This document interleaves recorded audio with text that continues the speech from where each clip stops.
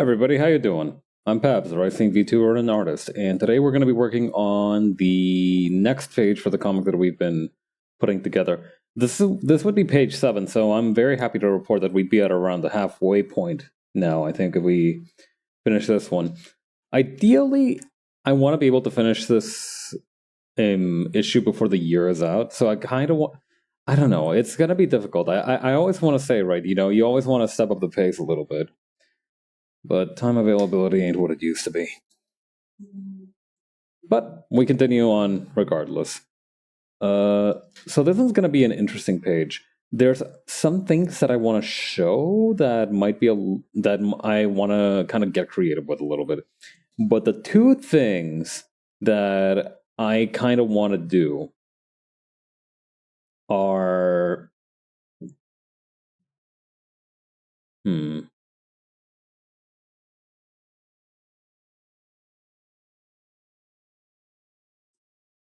Okay. I'm not sure. I kind of want to do something. And I'm not sure if it's okay. I'm gonna roll with it, and I'm gonna see what the test, what the kind of audience focus testing says. And by audience focus testing, I mean just kind of like how I feel about it. So this page is supposed to end in like a big explosion. So I kind of want to have two panels, right? So we have a kind of beat panel right here, and then the explosion panel. I'm not sure if it would work better if we had a vertical slice of this. How do I put this? Like, I kind of want to do something because this last panel is supposed to be a bird's eye view of the battle, and there's a big explosion caused by grenades. So I kind of wanted to see if I could maybe make like a bird's eye view of the fight in this panel. You know, have some trees here. What is up with that stabilization? That is way too much. Yeah, have some trees here.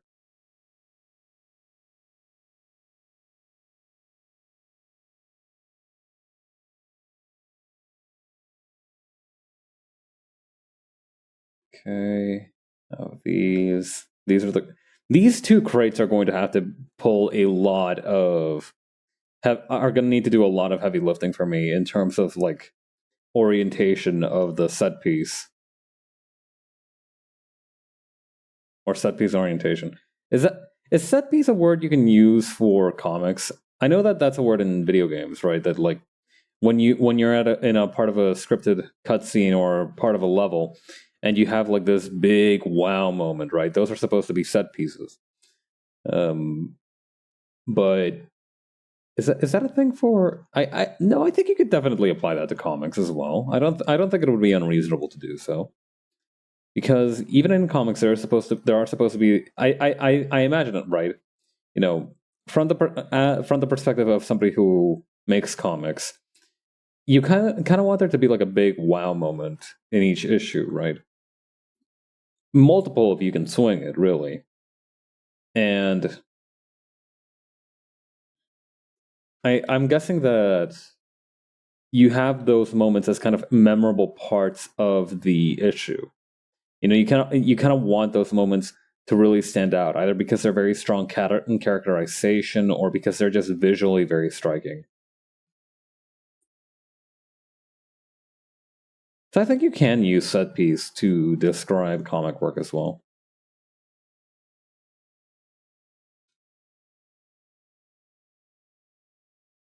But yeah, we'll have the trees surrounding this place.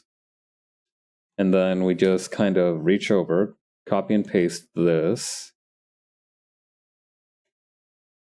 and then move this down and have the explosion set off. And you know, we can fling the trees back just a little bit. You know, I don't reckon any of the trees will get toppled, but it's definitely gonna tickle their socks. You know, that's not a phrase, is it? Tickle their socks.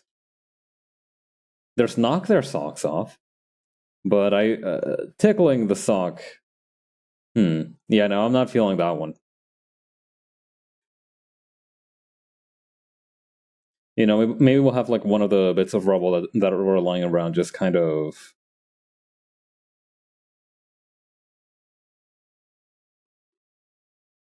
fly over.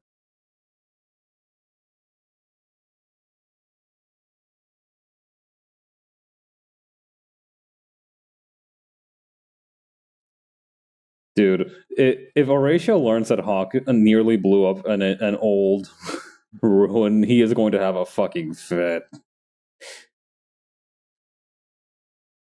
You know, he's not going to be. He'll be understanding, I think, but he will be like absolutely scandalized.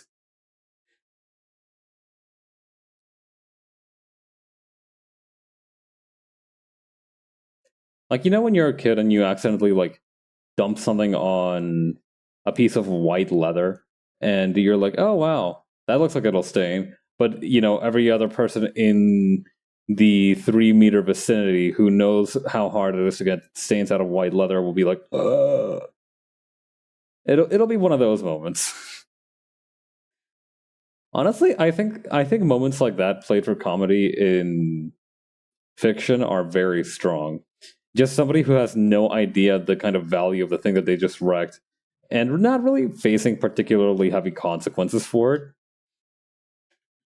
You know, at worst, they're like, "You've destroyed something precious," but like, they're not going to be expected to like pay for it because you know you were fighting off a goon squad of wannabe space fascists. You're not going to be they're not going to talk you down for getting a little messy with it.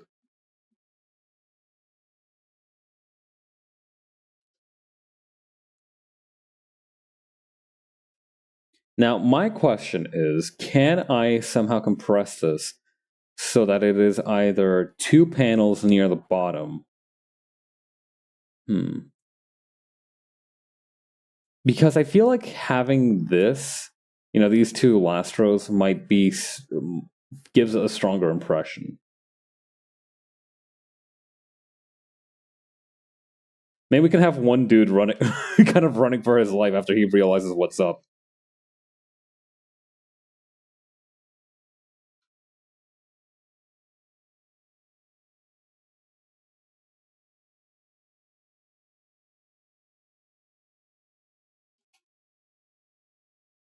Man, I really don't want to think about how much the helmets for the bad guys from a distance do have aspects of the Amogus about it. Aspects are present, I fear.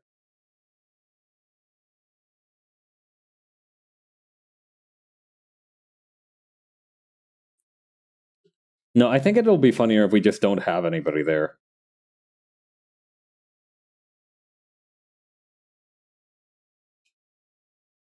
Then again, this is supposed to be kind of precursor civilization, super advanced technology, right?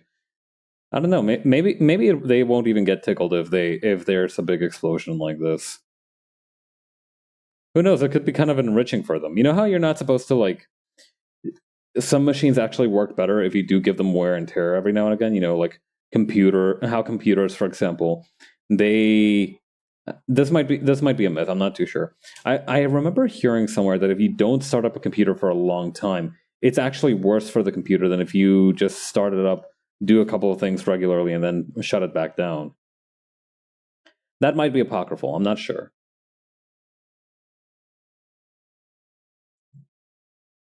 Or, you know, an urban myth. I think apocryphal means something else. It definitely means something else. Yeah, I think the word I'm thinking of is anecdotal. That might be anecdotal.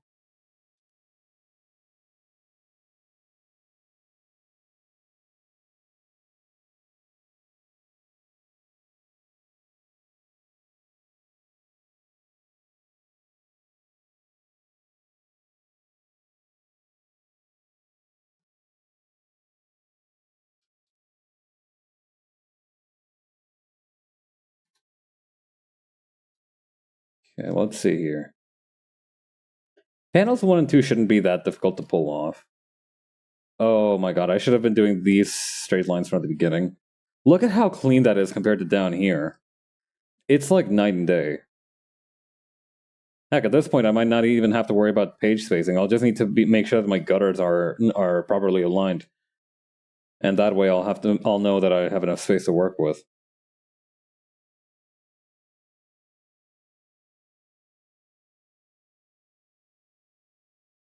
Let me tell you, I have had a long day. It hasn't been particularly difficult. It just feels long. I've been out of the house most of the day, which is why I get very easily tuckered out these days. You know, it's a combination of not being able to exercise from the gum graft, and also just the fact that, in general, I just have not been leaving the house nearly as often as I used to. It's not been necessarily a bad thing for me in terms of mental health because I'm built different, but I do think that it does have its physical toll, which is I'll circle back around to that. But basically, today I spent most of the day outside. I walked like 8,000 steps. That's like below average, and I still wanted to like conk out right after I came home.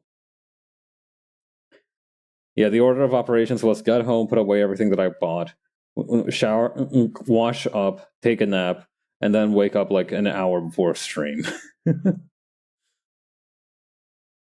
Which is coincidentally, I'm gonna let you guys in on a little secret. Though I always I put the stream announcements up manually. I don't schedule them, right? Even the live ones and the the going live announcements and everything. I do those by hand. I put those up by hand.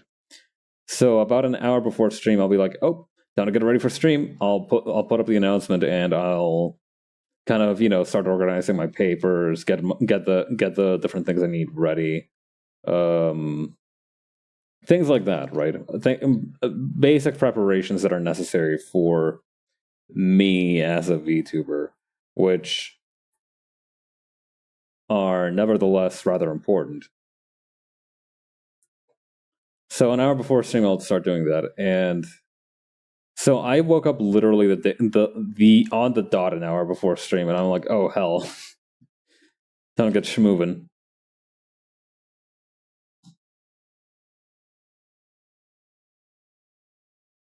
I remember I used to have moments where I was almost in a panic because of.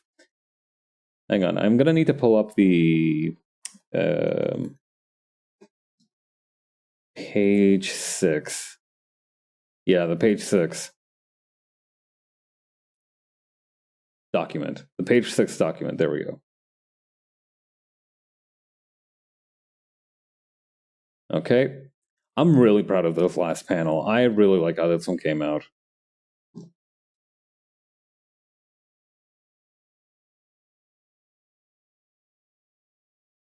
Okay.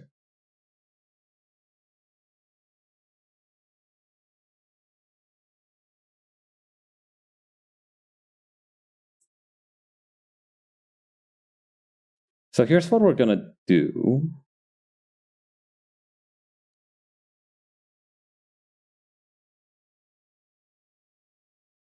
Ooh, I just got a really good idea for how I can frame this. Hang on. I just had a Jimmy Neutron brain blast moment. First of all, I'm going to need to work on a separate layer so I can have a little bit more peace of mind. So this panel, I'm going to frame it by having the Hawk's gun kind of clatter to the ground like this, showing that it's far away, and also showing the after effects of her getting like linebacker tackled like that.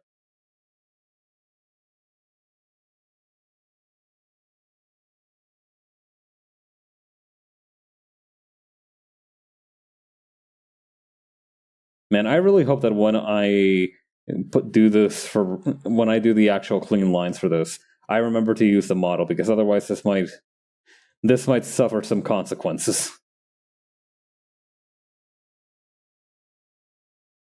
And even now it feels a little weird. Hang on.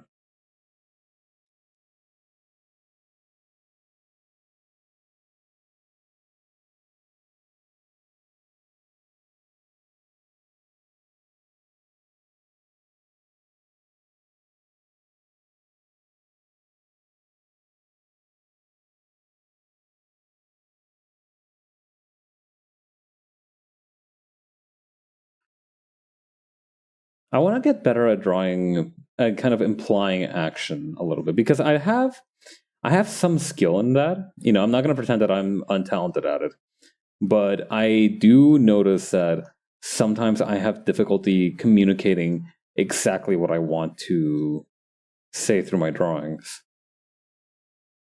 I remember a little while back, I was looking through, I was scrolling through the One Piece Wikipedia for a little while, and I noticed that, so if you don't read One Piece, the manga in particular, you might watch the anime but not read the manga.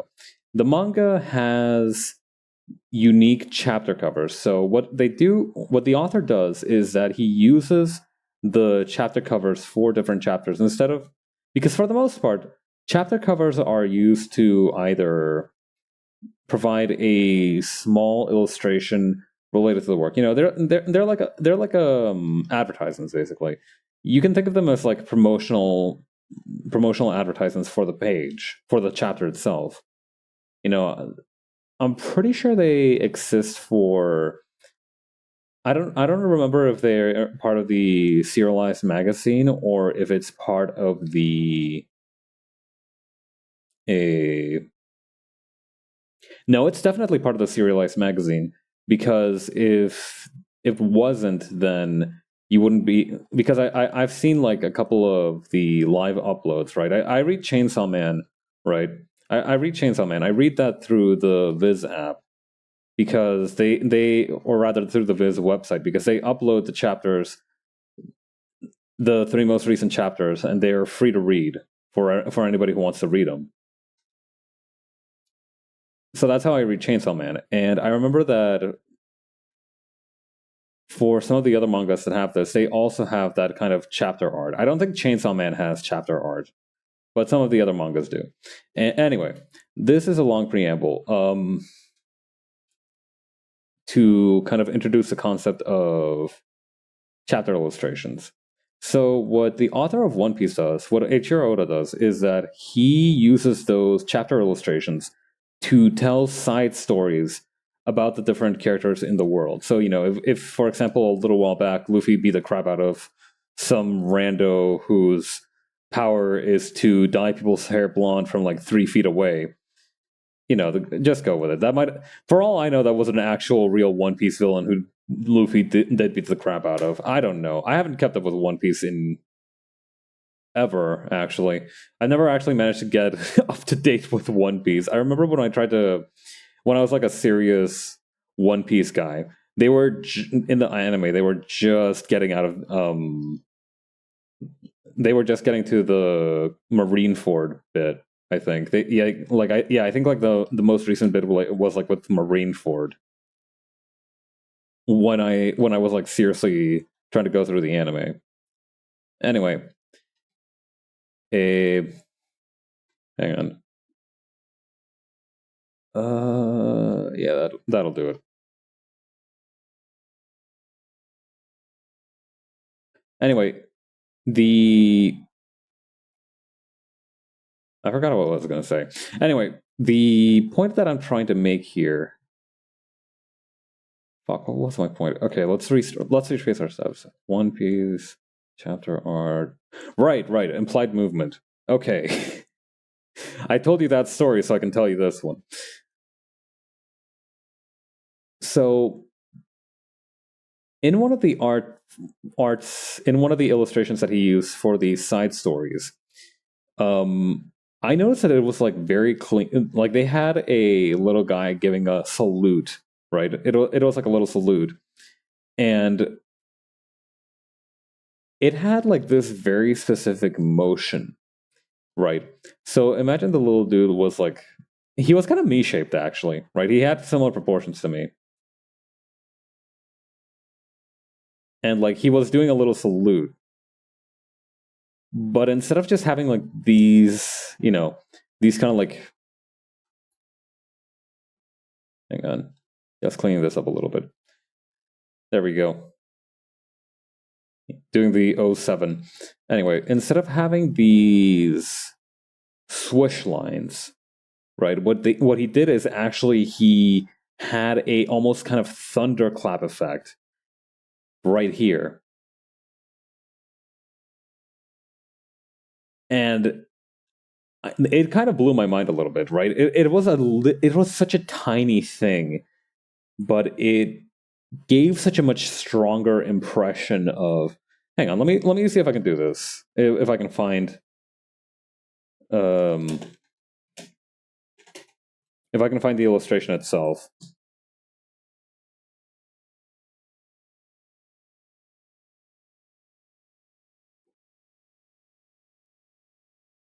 Let's see. Gallery, gallery, gallery, gallery.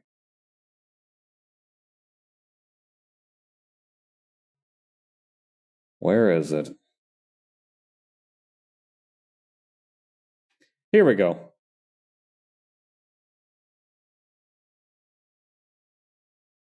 Okay, so this is the illustration that I was talking about, right?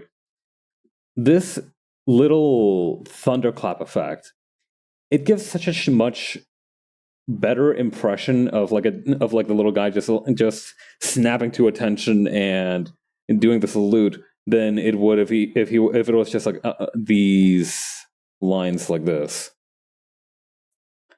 So that's something that blew my mind. That's something that I want to get better at in the future, is having better implied movement. I guess motion effects might be the word. The thing is, right? Up until very recently, I wasn't doing comic art. I mean, I did do small comics, right? You know, I did these mini comics for bits and goofs and shits and gigs, but I didn't really do a whole lot of motion in those comics. So those were just bits again, right? There wasn't any exaggerated motion in them. Maybe the expressions were a bit exaggerated, but besides that, there wasn't any real element of major movement like what you need in a series with action scenes like this one.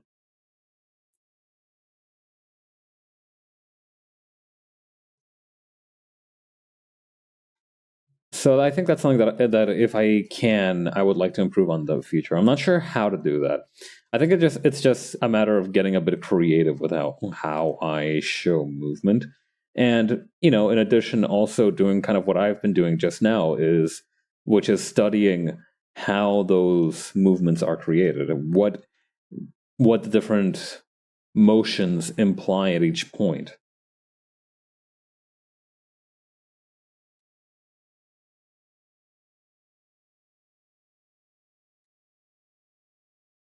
So yeah, that's one of the goals for the future. I think if I can do that well, it'll be a big benefit.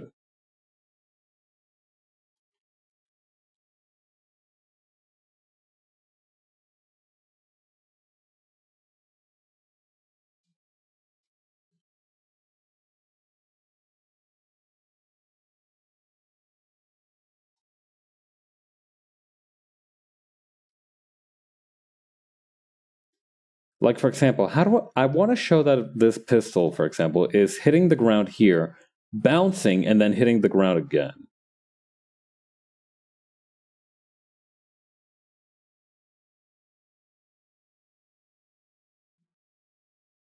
It's a little difficult.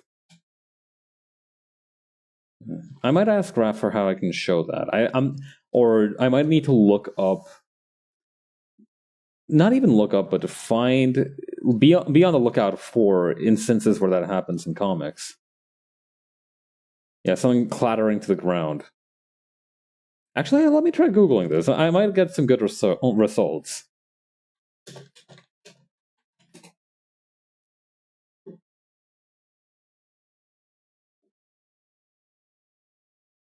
Okay, not what I expected. I'm getting. Apparently, there's some kind of strategy game called Clatter on Steam, which was one of the first hits. Not what I had in mind, but kind of cool. Let's see. Clatter to the ground stock image?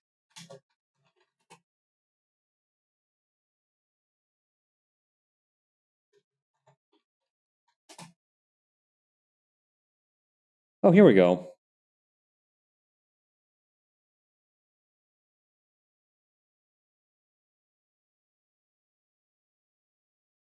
Okay, this is an example. This is an example of kind of what I want, but I want to exaggerate it a little bit. You know what I can do? You know what I can actually do? Okay, hang on. Big brain moment. Instead of having the falling lines come from here, I'm going to make them fall from over here. Have this hit first, and have this be the smaller clatter.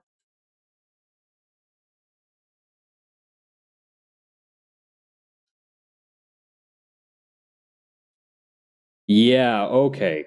That works really well. Okay, I am so proud of myself for figuring that out.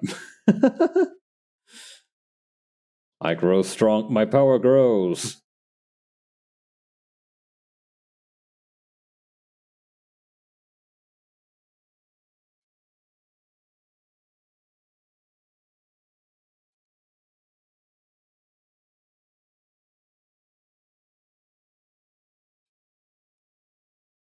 And then back here we can have the guards, the goon. Guard? Goon guard? Guard goon. Guard goon sounds a little bit close to gargoyle. We might have been born into the reality where like a couple of iterations of the phrase later, and we would have had the phrase guard goon instead of gargoyle. Yeah, I think the catch-all term for stuff like gargoyles and decorations like that is just a grotesque. I don't know. I really like the word grotesque. I know a lot of people take it to mean something negative, but I've always found it to mean just something outside of the ordinary, right? Like calling something ugly, but like in a non-judgmental way. Like for example, like my design is a little grotesque. I want my design to be interpreted to be a little bit grotesque because it's I have these sharp teeth. I have no eyes. If it weren't for the fact that I'm kind of cutely rendered, I would actually look rather horrific. Or at least a little spooky, I imagine. I reckon. I don't know, maybe people would be into that. Yeah, exactly. Those are charm points. Yeah, and they're emphasized by the way I render them. Yeah. Hey, Canon, how you doing? But yeah, I like the phrase grotesque. That I think, at least to me personally, calling something grotesque isn't condemning it in any way. It's saying that this thing is. I'm doing good. Thank you for asking. Yeah, it's not condemning it in any way. It's kind of saying this thing is highly unusual, and I find that fascinating. That's what grotesque means to me. Granted, I'm pretty sure I'm one of the few only people who take it to mean that, but that's kind of what my take on grotesque is.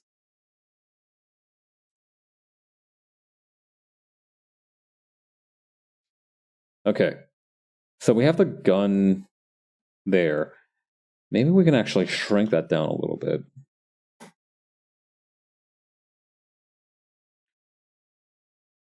And that way, we can have the guard over here. Hello. Hi, everybody. Hey, Tori, how you doing? Welcome to the stream, everyone. I'm Paps, a writing VTuber and artist. Today we're drawing a little bit of comic art. Hang on, let me do the shout-out thing.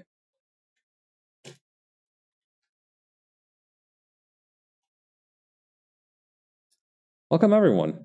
And I also had like a... Hang on.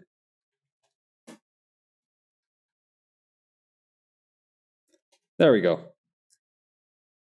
Oh, Passpart 2. Oh, I've been meaning to play Passpart 2. How did that go? Did you have fun?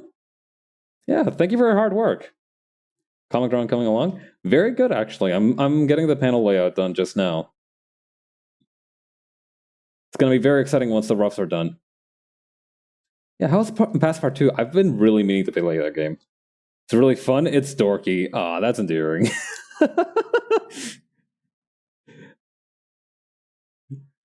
Dorky is such a very... Defo recommends it for artists. I'll have to look into it then. Thank you for the recommendation. Okay, time to draw somebody almost getting stabbed. Okay, that was a bit dramatic. I almost stabbed is well, actually, that's definitely what's going on here. Action scenes are so much fun to draw. I don't know. I like to think that I'm decent at drawing, but I really feel like I come to life when it comes to action scenes.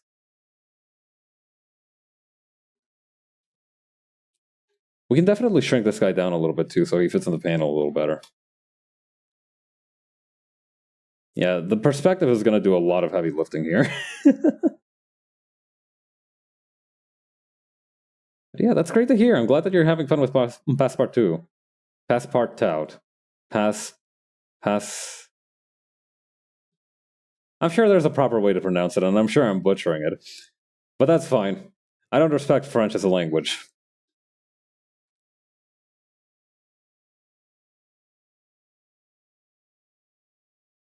I don't know. French has always been super. I've had a very weird relationship with French. I'm a native Spanish speaker, so I've always found French to be just kind of awkward. Hmm. I don't know. I'm sure there must be a few cool things in there. I think, like, I remember there was a technical term for a courier. I think it was called estafette, right? French is a language, all right. Yeah, estafette. I think that's like an alternative term for, or like a military term for a courier in French.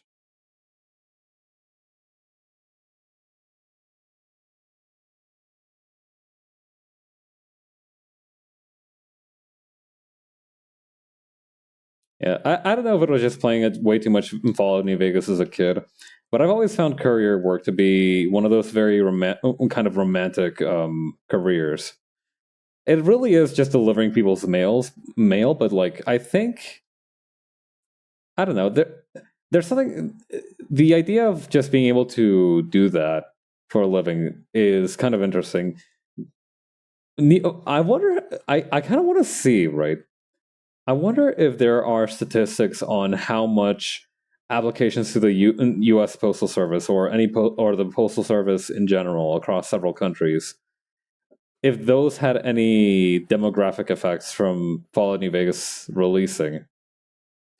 Every single time there's a new mod for Fallout New Vegas, there's a slight spike in the number of FedEx applications. The DHL stock goes up by just a tiny, tiny amount.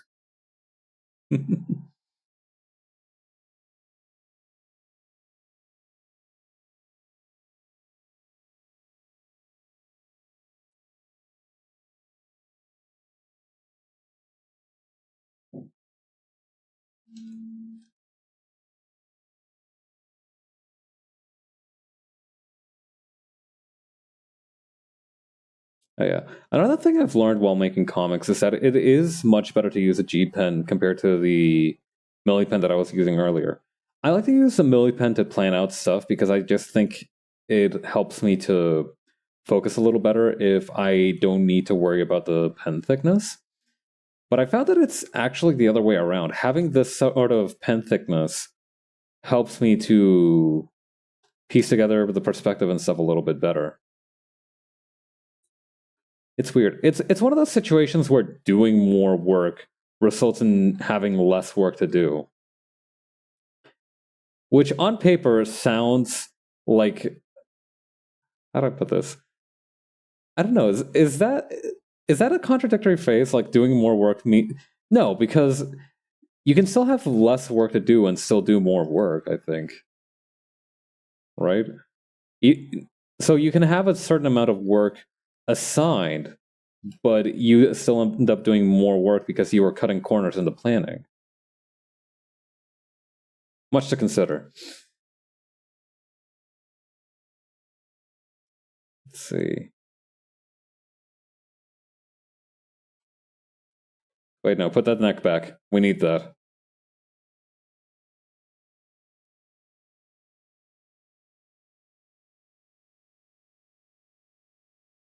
Let's see.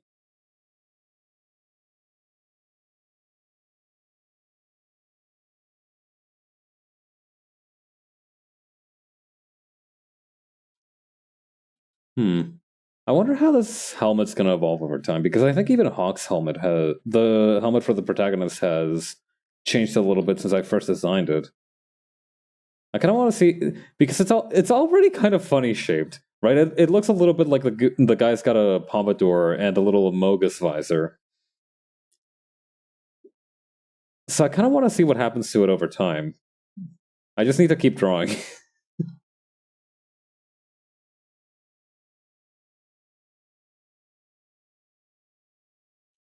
Okay, sleeve here, sleeve there.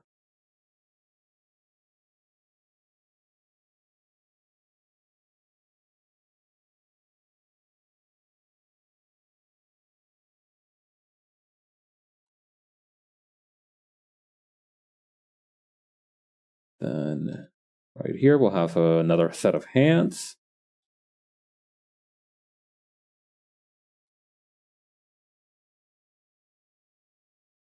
Whenever I see in action movies and stuff like this, a setup like this where a guy is trying to stab someone else, but they're struggling with all their might, right? Just kind of holding off the knife like this. It reminds me a lot of arm wrestling. Not because it's an equitable thing, right? It's not like this is in any way equivalent to arm wrestling, but I always remember that when I arm wrestle, I don't have particularly beefy arms. I've got like rice arms, right? I don't have beefy arms. I have like chicken arms. I have okay. What's meatier than beef, but less? What's less meaty than beef, but meatier than chicken? Perspective work and poses are so good.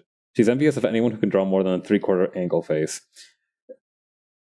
3/4 angle faces are the backbone of our society, is the thing. Thank you, though. I'm really glad that you like the art. Listen, 3/4 angle perspective face have done so much for society. Where would I be without a 3/4 angle face? Yeah. Maybe around here we'll have the other set of fingers. Right, I was talking about arm wrestling. So I have this thing in arm wrestling where I don't win, but it takes me a while to lose. It'll be like so you have two people holding hands like this for the arm wrestle, right? And this hand right here is going to be my hand. I will get to around like where it's only a couple of centimeters away from being slammed down on the table, and I'll just like hold it there for the entire time. For like a full minute, I'll just struggle against it. Like my fate is sealed at that point. I will not gain the leverage to come back from that. Although sometimes I do manage to tire them out and win that way, but I just have that held there for an entire minute, and then they finally slam it down. And it's the funniest thing every single time. Nobody expects it. They almost get me, but they don't. It's like a Looney Tunes bit. Yeah. Taka, you do art as well, right? Do you like drawing people more, or do you like drawing like backgrounds more? Stamina build? Yeah.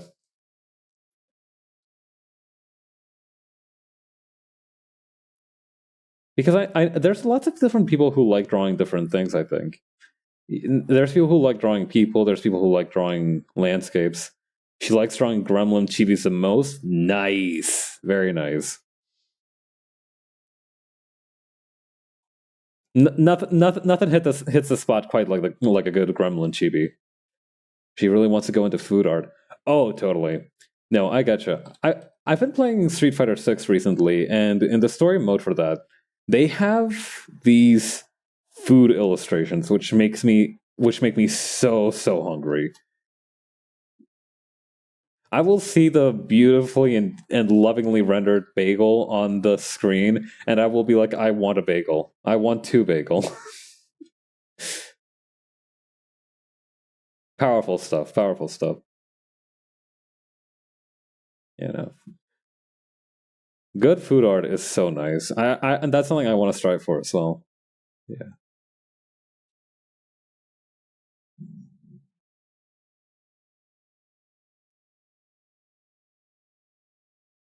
Let's see.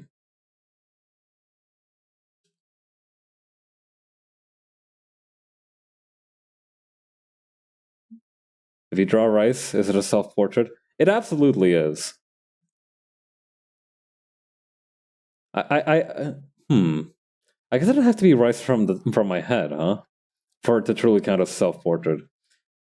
Because I mean, if you draw a person, right? If you draw like a stick figure and say that it's you, then that's probably you. But like, if you draw like John Cena, for example, and say that that's me, or say that that's you, even though you're both humans, strictly speaking, I don't think that's necessarily true. It would have to be rice from my bag.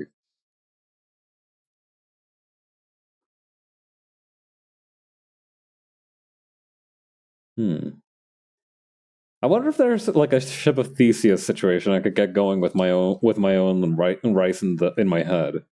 If you take out all the rice in my bag and then replace it with different rice, but I'm still the same person, am I actually still the same person? You know, if my personality doesn't change or anything, but you replace all the rice in my head, is that still Pabs? Is that still the same Pabs? Hmm.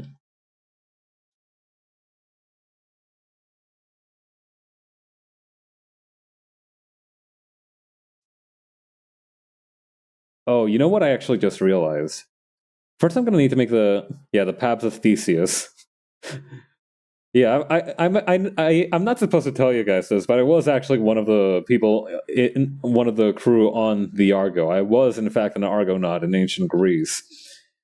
They left me behind when they went out of port, and they just never bothered to pick me back up. I got to eat some good heroes though, so that was a big upside to the whole trip. Theseus was not actually Theseus was not actually an Argonaut, was he? Hang on, let me look something up real quick. My Greek mythology ain't so sharp.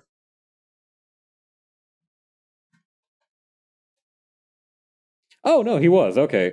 According to some sources, okay, so maybe debatable. According to some sources, citation needed. Theseus was also one of the Argonauts.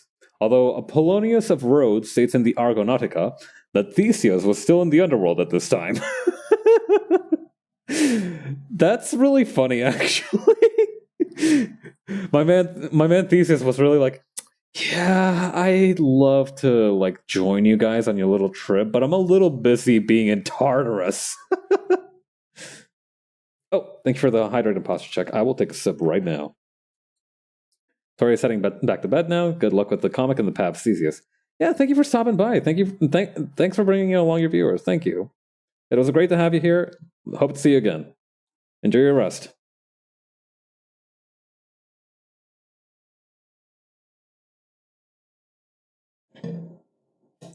Okay, let's do this thing. Oh yeah, I was talking earlier, right? How I was walking around most of today, and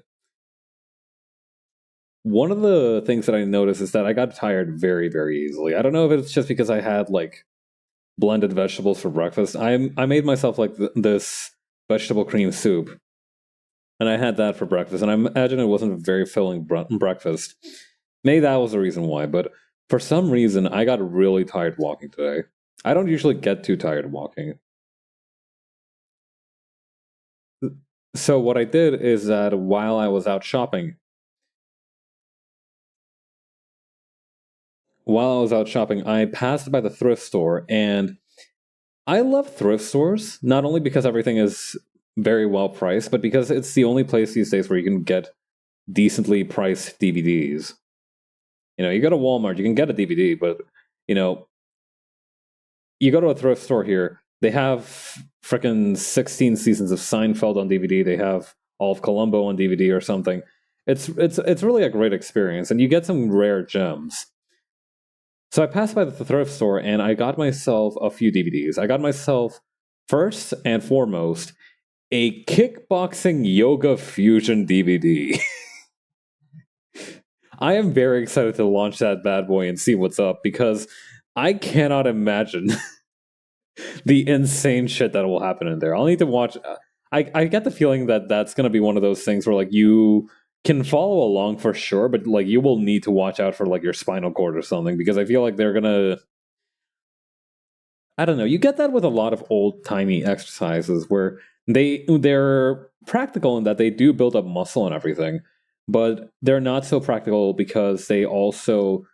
Oh, these are some very, very short arms. I need to make the torso way smaller.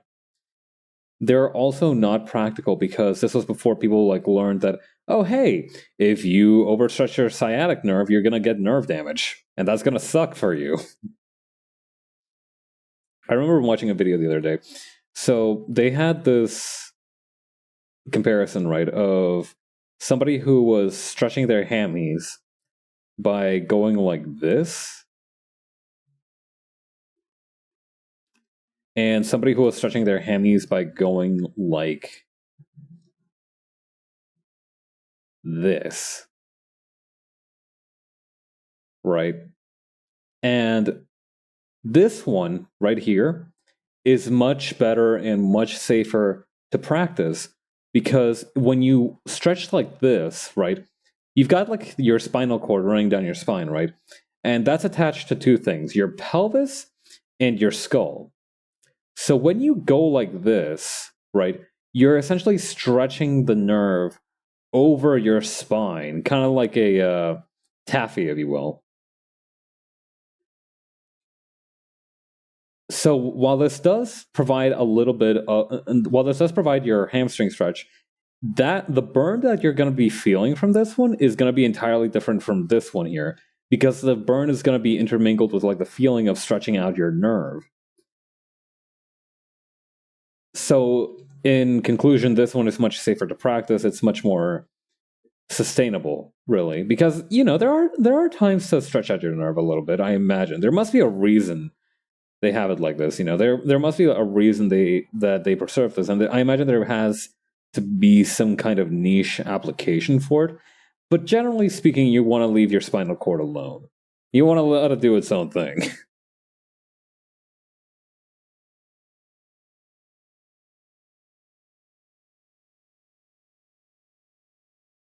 I think I know what's wrong here. I think the reason that this looks wrong is because these arms should be a little bit bent.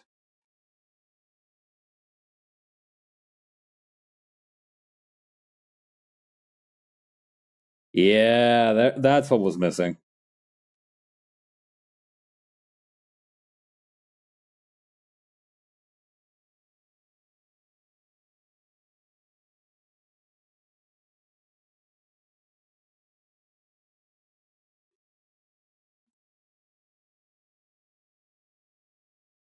There we go. But yeah, anyway, the cool thing about tapes from that era is that they didn't have.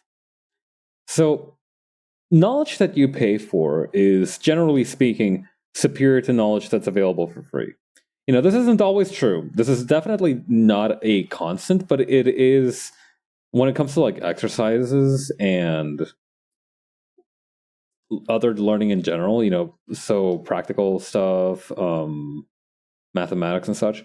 So, knowledge that you pay for will generally be superior to knowledge that is just available for free. It might be a little bit more specialized. It might be a little bit more. It might have better production value. There might be any number of reasons why it's better, but generally it just kind of is, right? So that's my reasoning for liking these older exercise tapes. I also have like a Billy Blanks exercise tape, which one of those table tapes, which I used to use a lot in university, and they're cool because you can, you know, everybody who is in there, you know, they got paid, they did the exercises, it's a very different vibe. It's a very unique and different vibe compared to, say, some dude in a YouTube video explaining his workout routine, because there's like a very unique energy that they bring to it. Maybe it's because they have like a bunch of people also doing the exercise with them. I think that's definitely a big component. But I really like older exercise tapes. But I digress. The kickboxing yoga fusion thing, I'm excited to try that out because I do feel like it's going to have some maybe not particularly safe stuff in it, but like it's also going to have some very interesting. I'm excited to see the fusion of these things. God, what if I try it out and after a week I'm like Dalsim? I can suddenly do Dalsim moves, but like with kickboxing style.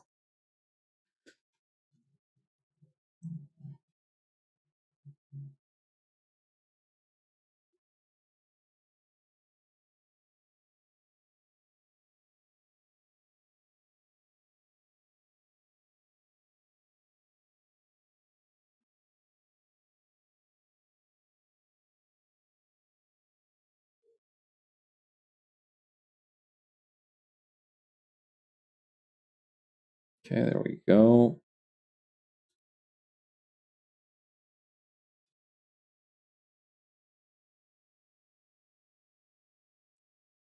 Then, yeah, actually, this works pretty well because if we assume that the ground is where this dude's foot is, it's kind of a tiny foot, isn't it? This dude's got a slight baby foot syndrome.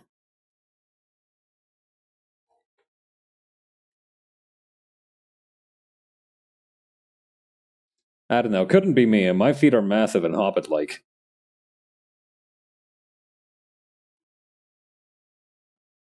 Let's see. Okay, there we go. That's a little better.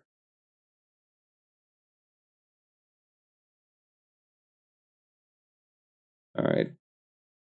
It is a little bit funny to me that because of Hawk's just massive jetpack. Oh, yeah, we can use the jetpack asset now. Okay, let's see. Put this on the ground. Back this way the hell up.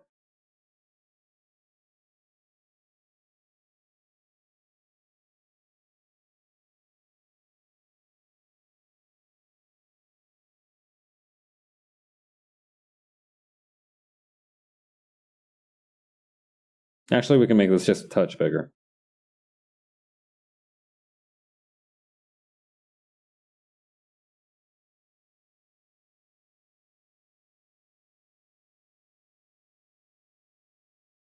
Okay, then we move this over to around. No, that's still... It's just a little bit more of... There we go.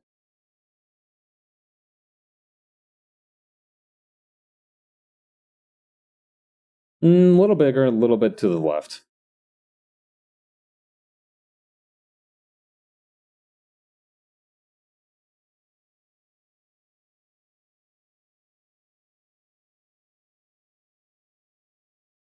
Oh, this is going to make my life so much easier. I'm still going to mess around with like the wingspan a little bit from time to time.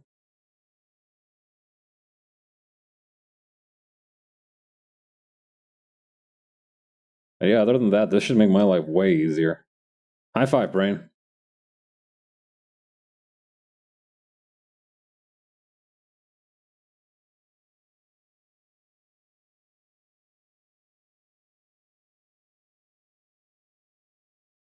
There we go. Then over here.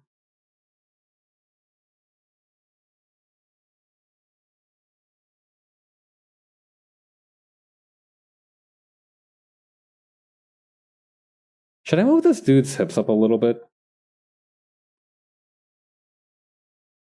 I don't know. This position just kind of... If I were in Hawk's position at this point, I'd just kind of kick him in the nards.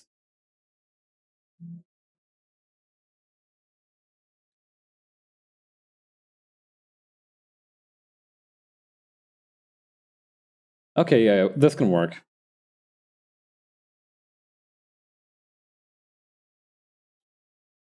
Listen, never underestimate what a well-placed kick to the taint can do for you. In a combat situation. In non-combat situations, application is debatable, but I'm still personally an advocate for it.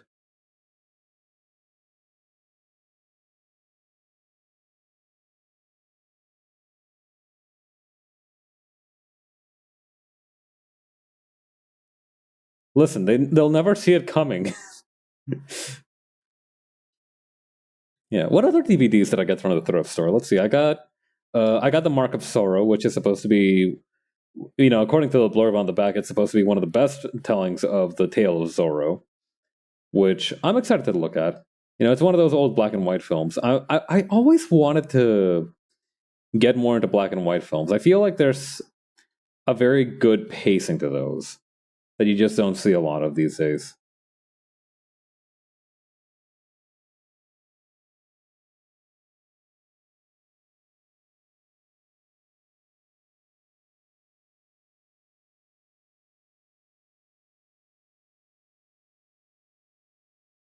Yeah.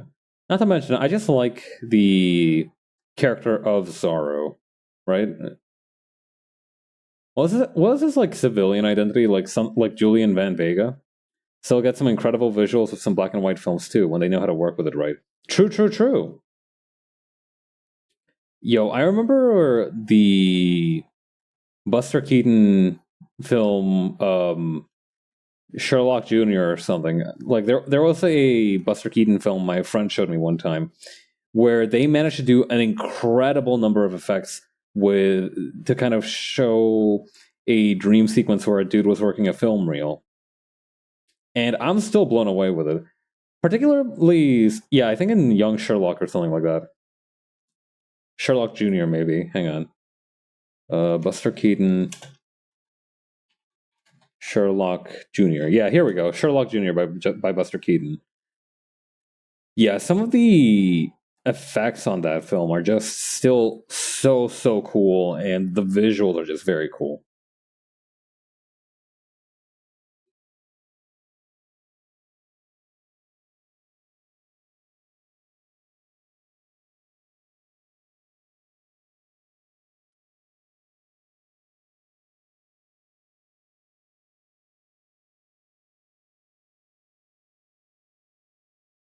Okay. Just looking at how the jetpack would fit in here kind of gives me a crick in the back. Hang on, maybe I can work with this. No. Actually, this would be how it kind of had to be.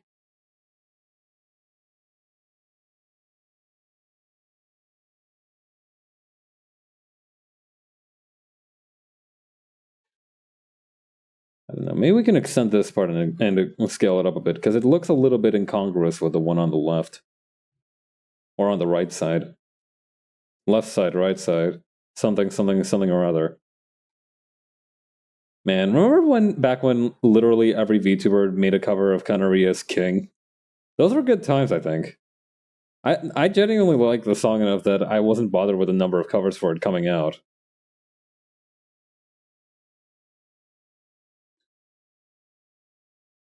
Although my still personal bias for who did it best is probably the Squirrel Girl from Hololive, Ayunda Risu, I think her name is. Strong bias towards her version of it. I don't know why specifically I like her version of it the best, but something about it just hits the right spots for me. What else did I get? Oh, I got the DVD of Labyrinth of Jim Henson's The Labyrinth, which I'm very excited to get a look at. I hear that it's like one of those cult classic films. I don't remember if it was like particularly divisive, whether it was good or bad. But it's supposed to have David Bowie in it, so how bad could it be, really?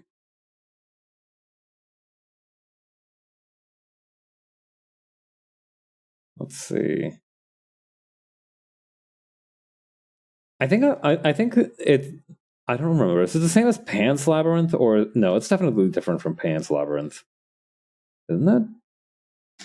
Let me look something up real quick. Yeah, no. Pan's Labyrinth is by Guillermo del Toro. Labyrinth is by Jim Henson. What the hell happens in Labyrinth then? I remember Pan's Labyrinth because it had that freaky dude with eyes on his hands. I guess Jim Henson's Labyrinth just has David Bowie? I don't know, that's still pretty strong. That's still a pretty strong selling point for me. I am still sold on that premise. They have not yet lost me. What else did I get? Oh, I got a recorded match of boxer Manny Pacquiao, which I'm excited to look forward to. I think one of the things that I'll be on the lookout for in the future when I'm heading by the thrift store to pick stuff up is recorded matches of wrestling events. I want to see if I can get my hands on a couple of those.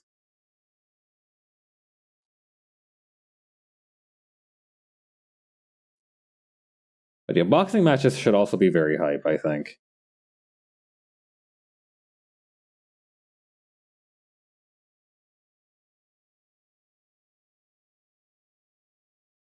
Okay, I think since this one doesn't have any sound effects or anything, we can probably expand this panel just a little bit.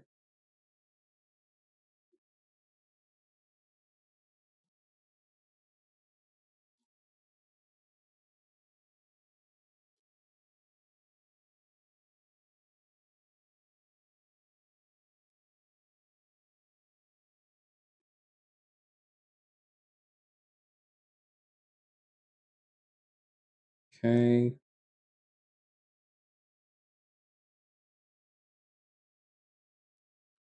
Hang on, I feel like these two need to be just a little, like a smidgen lower to be on the same level as the gun. Or maybe just a bit rotated and then lowered? No, heightened? Made smaller?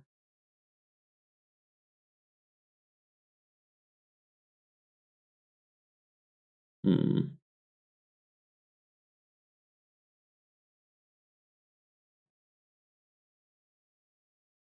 Also, I need to make the goon here a little bit bigger.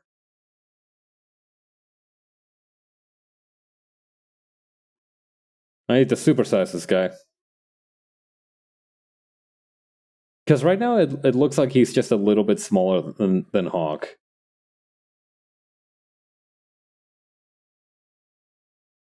This is supposed to be the bigger of the two guys, so...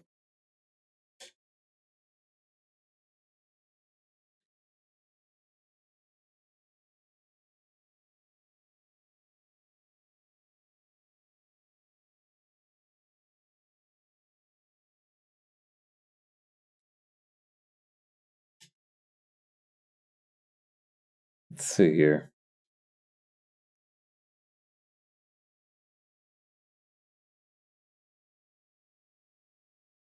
Hang on, let me rework this part a little bit.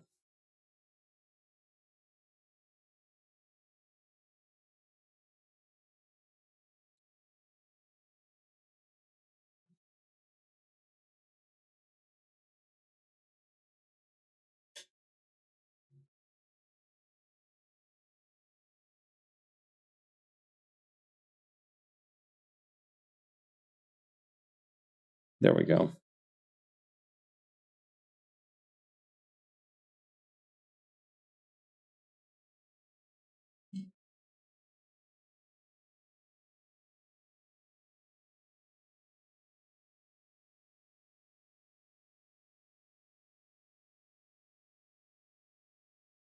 Maybe he can clutch his other hand like this. There we go.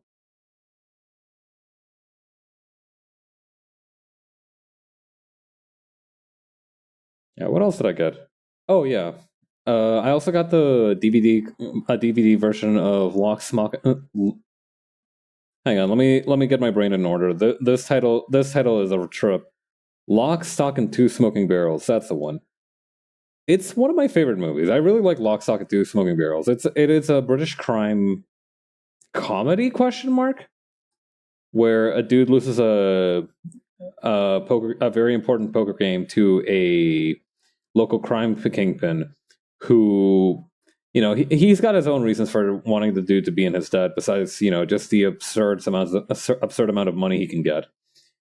And it has a bunch of different kind of co-current narratives, right?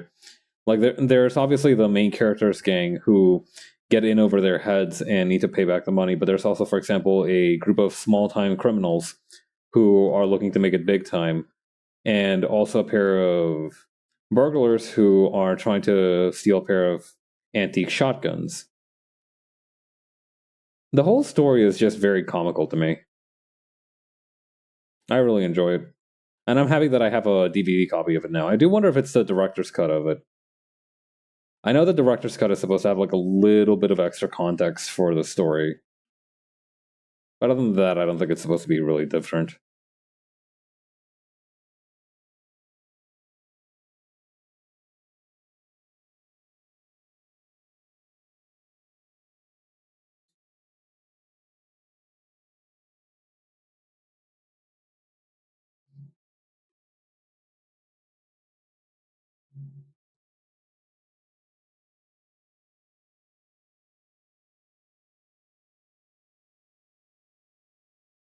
Okay, I have a little bit of glass shattering right here. If you had a helmet like Hawk's, right, would you try to use this like hang on, let me put the helmet in here. If you had a helmet like this, right, would you try to hit somebody with like like, and if you try to headbutt somebody, would you try to do it with the kind of cap part right here? Or would you try to do it with like the snout?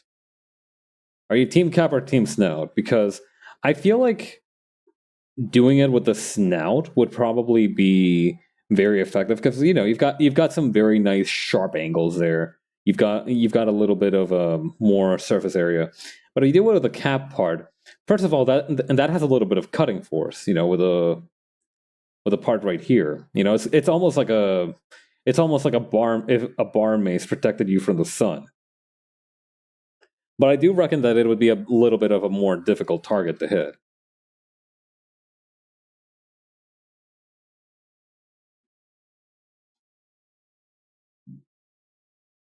Yeah, I think it would have to be this part right here, the cap wedge.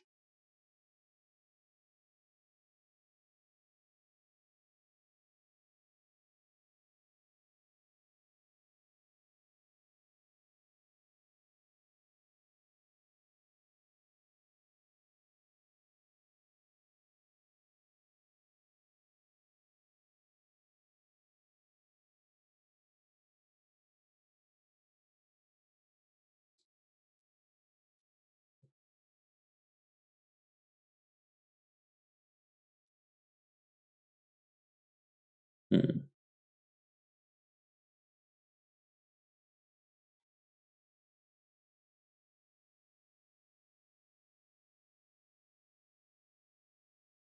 Probably gonna need to shrink this dude's noggin down a little bit.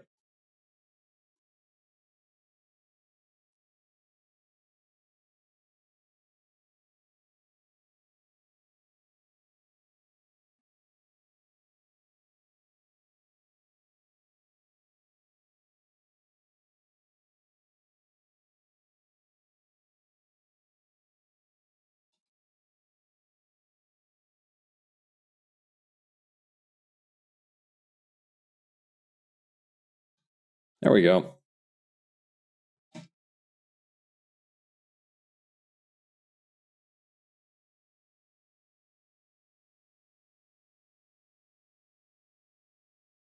Oh yeah.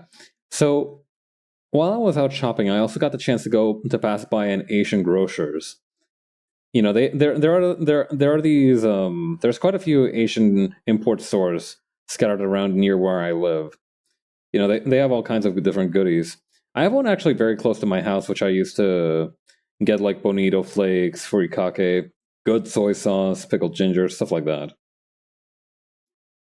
And this one in particular had a very interesting selection of stuff because they not only had, the usual food stuff, but they also had a small part with different bits of traditional Chinese medicine in there.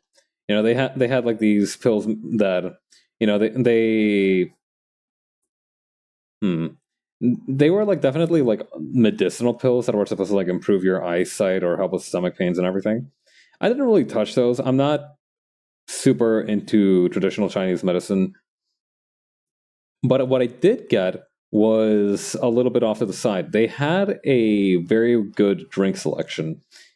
And one of the drinks that I noticed in there was this. Okay, so you know how like mezcal has like a little like worm floating around in there, right? This thing had an entire ginseng root stuffed into the bottle, and it seems to be some kind of ginseng extract that you can drink. And y'all know I just bought that thing. I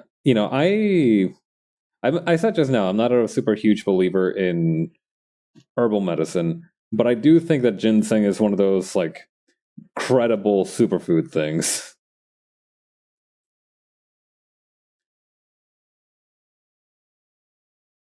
Yeah, I do think that among the different kind of claims of herbal medicine, I do think that ginseng is definitely one of the more legitimate ones.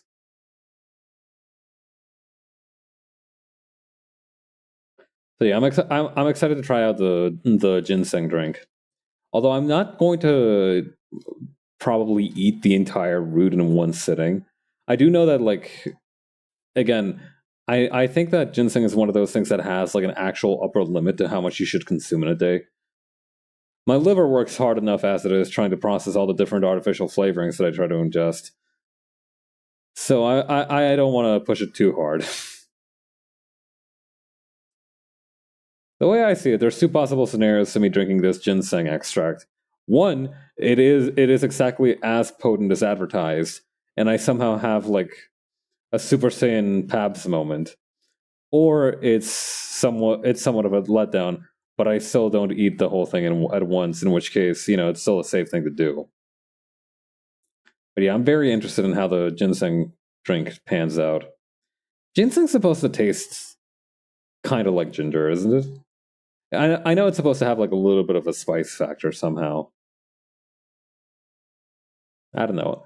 I'm very excited to try it out. I remember when I was a kid, my parents for some reason got ginseng candies. They had like these kind of Flintstone gummy sized ginseng candies. And I remember that those candies tasted like absolute ass. I remember that they tasted real bad.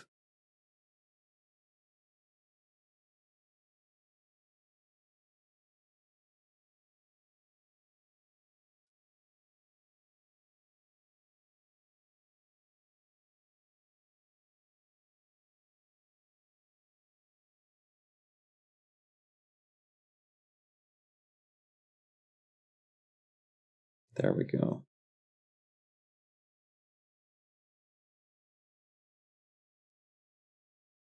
I don't know. Actually, you know what I should do?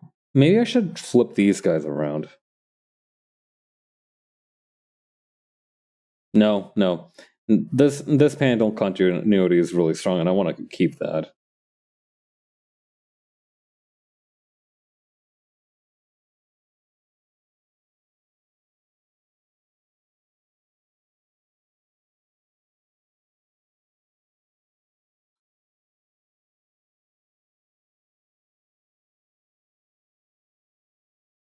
Okay, there we go.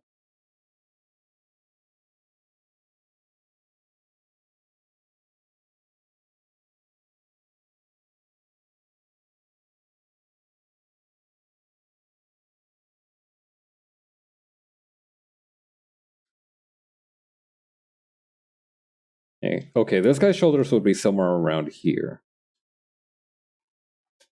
I will need to shrink these two down.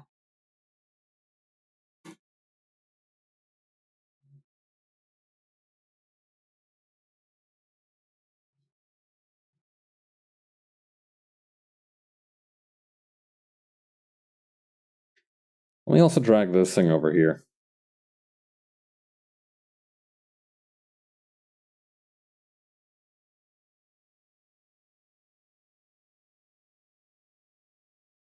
Because I kind of wanted the jetpack to kind of push against her helmet a little bit.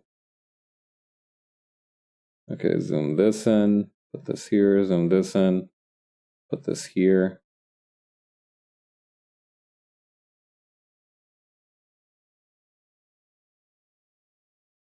Okay, this thing is a little too big. Shrink that down a little bit.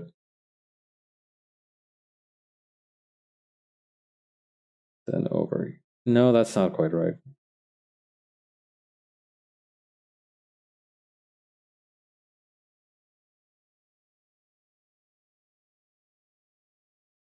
Maybe if I kind of do it like this.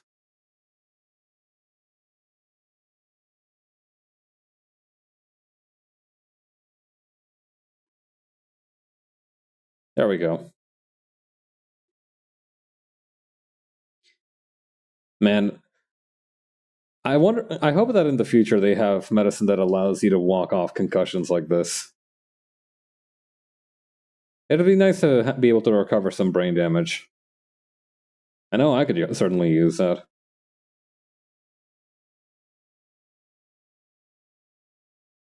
Yeah. I'm convinced that, like, I got a nasty hit to the head when I was a kid. My own fault, really, because I was climbing stuff that I shouldn't have been, and I tumbled down some rocks, right? And I have always wondered to what extent that caused me brain damage, because I feel like it definitely wasn't enough to, I don't know, it definitely wasn't enough that, like, I for sure got a concussion, but I don't know. I'm very suspicious of that injury.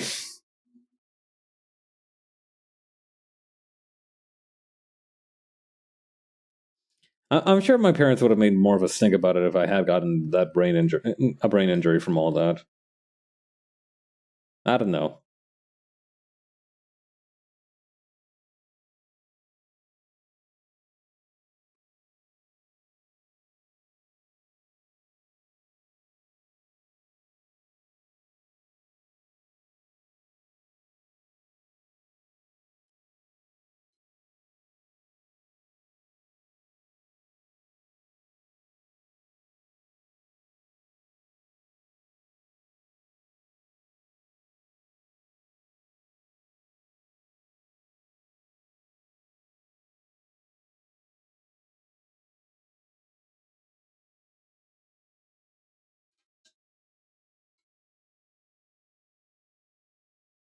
There we go. And maybe actually what we can do is put this guy's head a little bit more forward like that.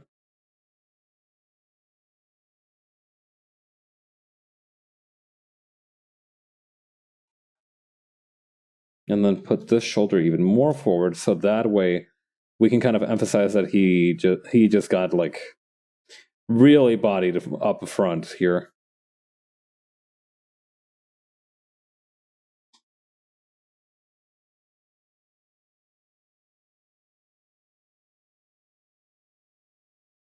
Oh yeah, what else did I buy from the Asian grocers? Oh yeah, very exciting purchase. I got myself some Chinese cup drops. Now, I know I might have some bias towards this, but Chinese cup drops sweep every other cup drop on earth. I don't know what it is about those suckers. I got to try them in high school one time, courtesy of a friend of mine who brought some from another Asian grocers, and he was like, "Oh, hey, I heard you got a sore throat. Try these." My mom gave them to me one time when I was a kid, and they worked wonders. I was like, "All right, bet." And I tried them, and they cleared up my sore throat so fucking fast. It was unbelievable. I've sworn by them since that time.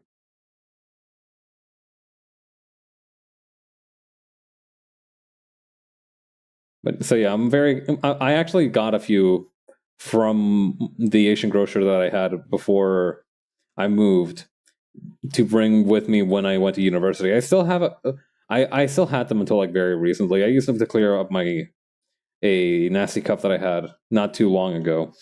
But I'm really happy to have some back in stock. Yeah. I think the only other thing that I bought from the Asian market was melon cream soda and canned boba. There was, like, this canned boba tea thing that I bought, and I'm excited to try that one out too.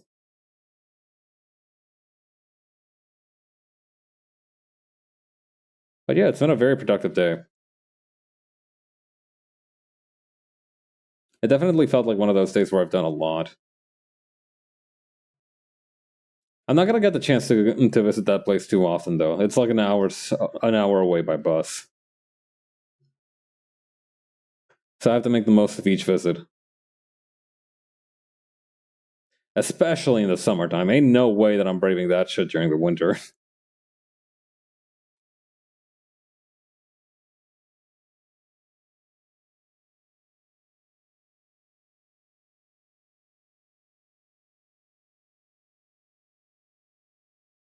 Man, the winter this year I feel is gonna be crazy. I mean, it is every year, right? I don't know. Winters where I live are just one of those things where I think I'll just never get used to it. You know, it's going to be one of those things where I just learn to adapt, but it never gets easier. Which is a shame, right? Because a lot of people like winter. I know that a lot of people are big fans of winter, big fans of autumn, big fans of spring. I'm definitely a summer dude myself, but you know, winter has its merits, of course, as does every season. But I just kind of suck at surviving them.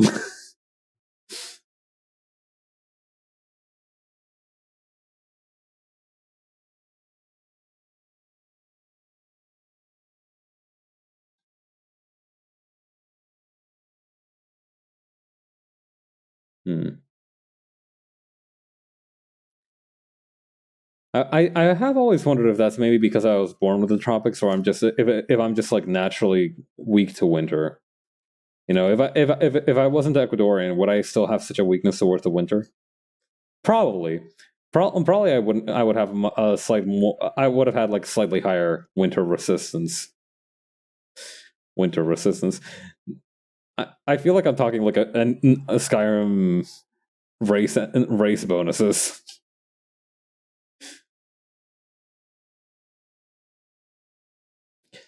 Yeah, I definitely should have picked Nord as my starting race if I was gonna be if I knew it was gonna if I knew I was gonna be this weak to winter. My brain went to Pokemon type weaknesses.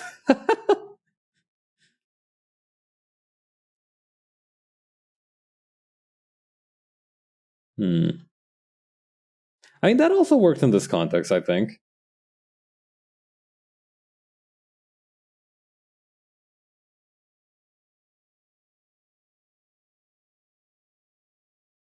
I mean, strictly speaking, I'm pretty sure I'm a grass type. You know, call it a hunch because of my rice nature, but I think I would be a grass type, so it makes sense that I'm weak against ice, I think. Is grass weak to ice? Hang on.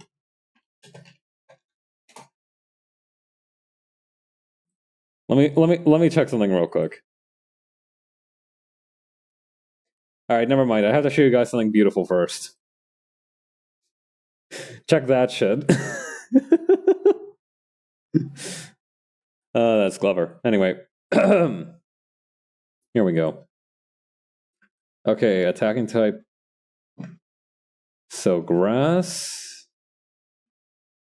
ice. Yeah. That's a double damage right there. Yeah, that makes a lot of sense.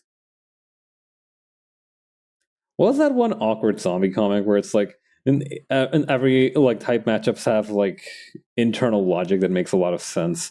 You know, a psychic is immune to ghosts or something, or like ghost is immune to psychic or psychic immune to ghost. Hang on, psychic attacking type. I don't know. It was like mind over matter, and then when it got to like flying versus fighting type, they're like, "Have you ever tried to punch a bird?" And it was just this dude with the most dour looking expression ever. Like he had been personally victimized by his inability to punch a bird.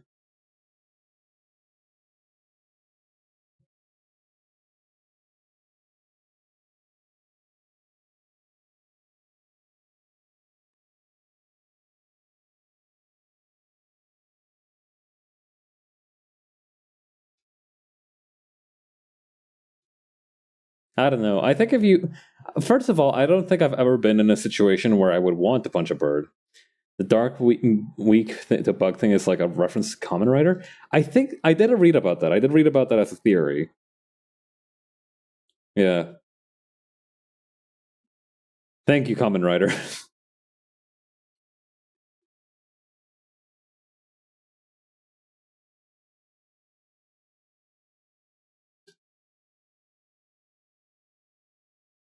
Okay, so I think definitely bringing this dude's head back a little bit might be in order.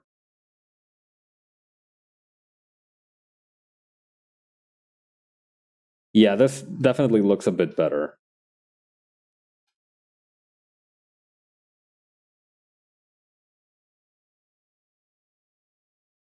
Still not perfect yet, though.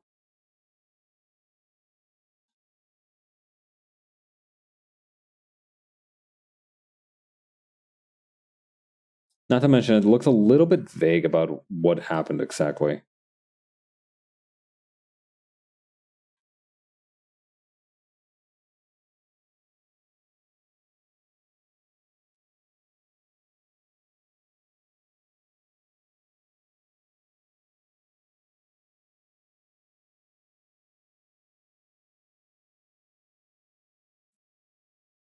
I feel like I'm very carefully calibrating this jetpack just to completely disregard what it's what it's going to look like.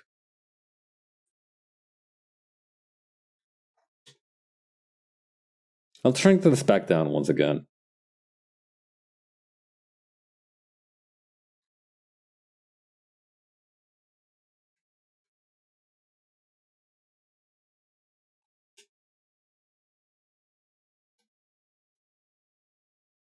I don't know. I feel like bug types are definitely one of those underserved types. You know, I feel like they have I feel like bug type trainers and bug type Pokemon have it rough out there.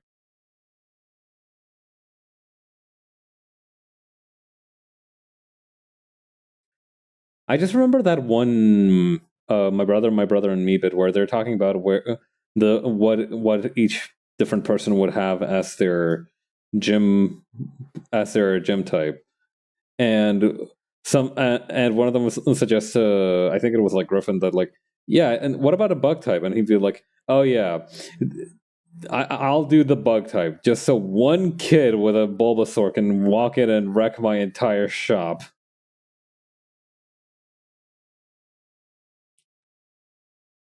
Or like a Blastoise or something. I don't know. I feel like I feel like bug type Pokemon get a bad rap. As do insects in real life, but that's a different can of worms. Worms are technically not insects, right? Is that a thing? Are worms technically worms aren't insects, are they?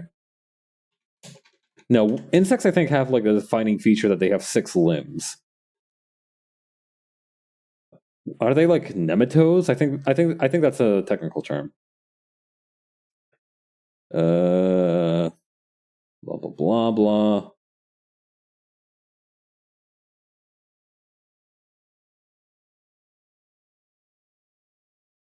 Okay, so the worm is an umbrella term not only for nematodes, which includes roundworms, but it also includes annelids, which is what an earthworm is, platyhelminthes, which are my favorite because they are like sea pancakes, the marine nemerchian worm, which I'm not sure what that looks like, the Chetognatha arrow worms, which is a cool term, preapulid worms, and insect larvae such as grubs and maggot. Wait, no, hang on.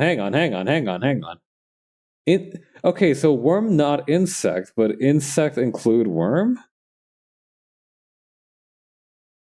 That can't be right.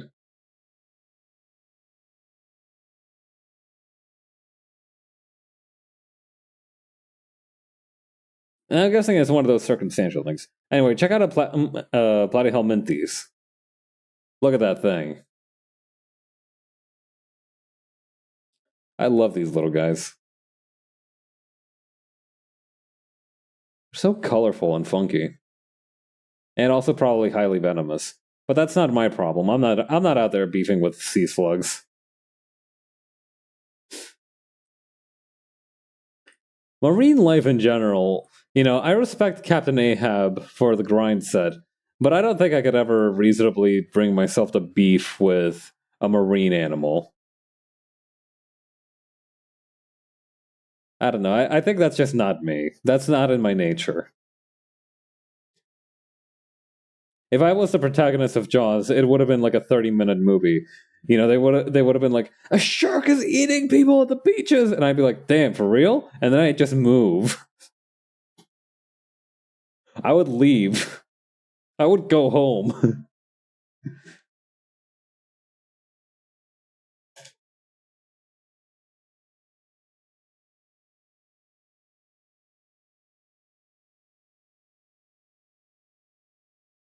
I wouldn't be the only guy in Jaws who minds his own business. I'd be like, oh, you say sharks are in the pool then? I mean, I'm not gonna get in there. There's man-eating sharks in there.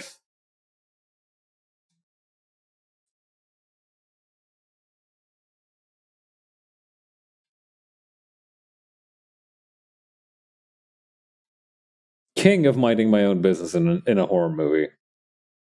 I would hear some kind of rustling going outside of my cabin in the woods, or I'd hear about some kind of evil possessed tome that is bound in human flesh and written in blood, and I'd be like, "Dang, that's crazy," and then I'd just never interact with it. I would, if somebody wanted me to initiate a plot line, I would simply not do so.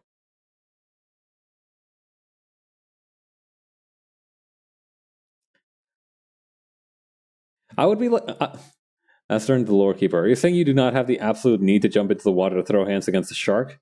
Diversity win. This final girl is a bag of rice. I feel like that would be. I'm like the inverse of a final girl. The final girl is the one who, despite the inciting incident, makes it to the end of the movie. I would like not even begin the movie, and I'm also a man. So to be a final girl, you need to incite the incident. I would just not even do that. Hmm. I don't know though. I don't want to throw hands with a shark. First of all, because it seems uneven. Sharks themselves do not have hands. I would have to surgically graft hands onto a shark, teach it how to box. Maybe put on that kickboxing yoga tape that I talked about earlier. I don't know. Would if a shark did yoga, would that make it more efficient as a predator or less so? Because I feel like sharks are already as flexible as they need to be. I feel like fish need a certain degree of rigidity to be efficient in their environment, right? So I don't think flexibility would help a shark at all. So I think I would probably leave out the yoga section and just show it the kickboxing segment.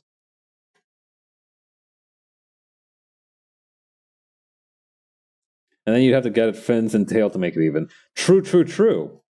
Fortunately for me, I think humans have already tried to like mermaid tails and prosthetic things are already a thing in the practical effects industry. So that would actually be not too big of a task. That wouldn't be that much of a tall order. It would be expensive, sure, but like we're assuming that we have resources, right? For the sake of this hypothetical shark fighting scenario. Wasn't octopus wrestling like a real thing that happened for a while? I feel like that was. Hang on, let me Google that.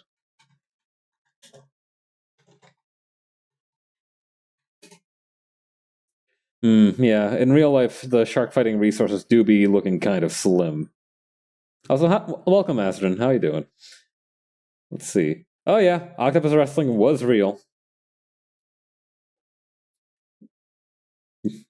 Another legendary case of animal abuse for the textbooks.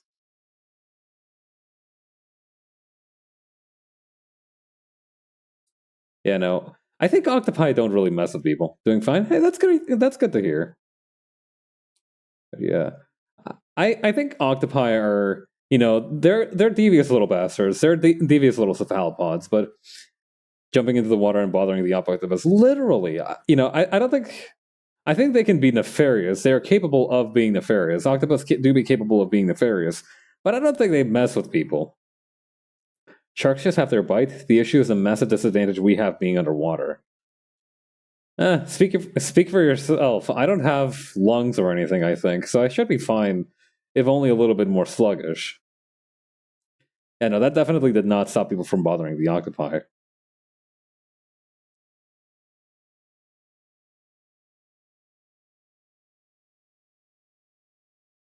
Yeah, I remember reading about this guy Kit Burns, real like caricature of like an 1850s guy. So he was Kit Burns, I believe, was around in the time when we were just starting to realize, hey, maybe we shouldn't treat animals like complete garbage. And some dudes were like, actually, I could get behind that. And other dudes were like, no, are you an idiot? If I can't beat the crap out of my stable full of horses every fortnight, I shall go insane. And it was all that kind of thing. Anyway, Kit Burns ran a very famous dog fighting arena, which to his credit, wasn't about dogs fighting each other. It was about dogs fighting rats, I believe. Still a messed up thing to do, though. But yeah, ethics have never stopped people from bothering animals, I think. Yeah, it was kind of sad, but I think in the end he did get shut down by people who were advocating for animal rights.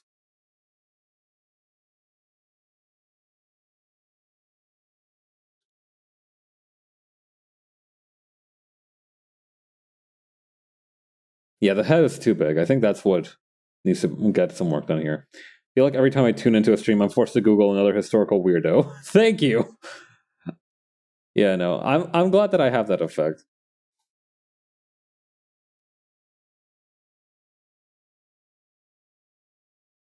I'm proud to be a force of weirdo education.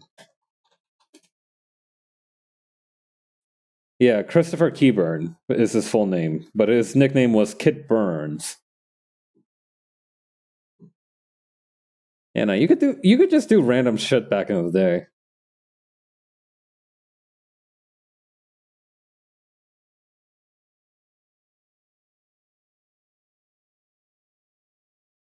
I think he was also. I'm reading on his Wikipedia article right now. Apparently, he was also part of a gang called the Dead Rabbits. Oh, happy Bunny Day for those of you who celebrate. But yeah, the Dead Rabbits. So back in the day, I think the reason they were called that is because back in the day, a really tough guy would be called a rabbit. And if he was like really particularly outstandingly tough, no. If he was like outstandingly tough, he would be called, oh, that's a dead rabbit. So it was a tough guy alias, not a not indicative of animal abuse in that regard.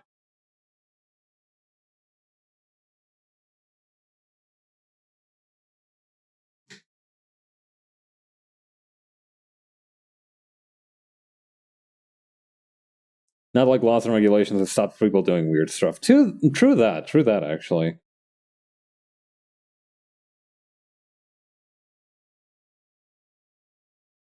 That's kind of sick. I will give it to Kit Burns this one time.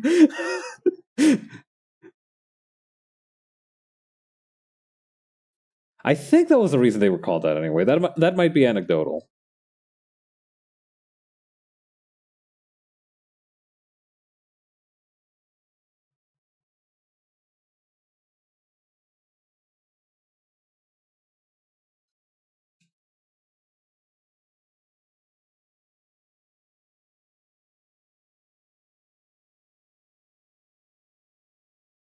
Okay, this is way too long.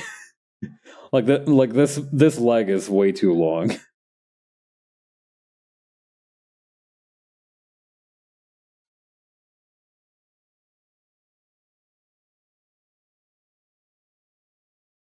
Yeah, no, something about this thigh just doesn't sit right with me.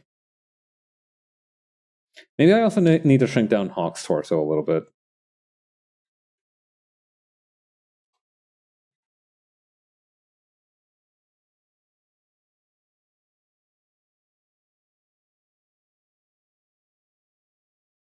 Or maybe actually expand it so that the goon is kind of straddling her hips. Yeah, actually that'll work a little bit better.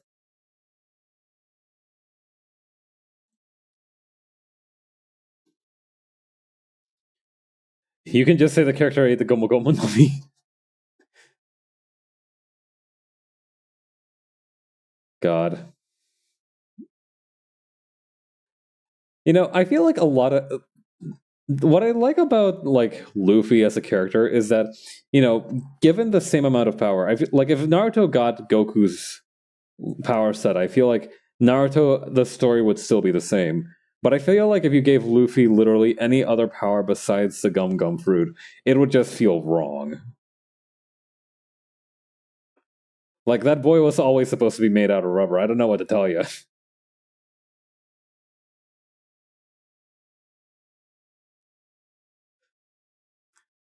Like I feel like if I saw Luffy going Super Saiyan, I would get stressed out. I know that's what I think that's what Gear 5 is supposed to be, but you know what I mean. Oh hey Leo, how you doing? Actually what I could also do is just move this guy's hips a little bit further.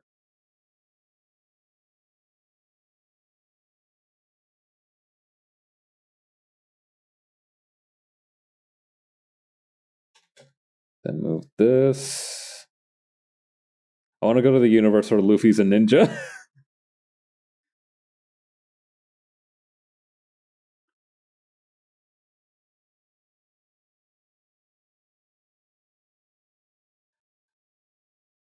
Are we straddling here, boys? Watch out. Yeah, no.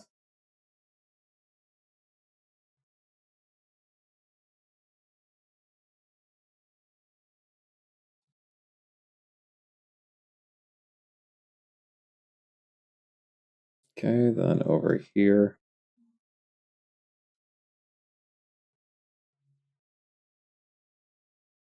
There we go. Okay. I think we've cracked the code on this one. Really like the idea that Luffy was to prove that even if your fruit does not give you god powers, you can still win. Yeah. The thing about Luffy is that a lot of his wins aren't inherently because of his Gum Gum fruit.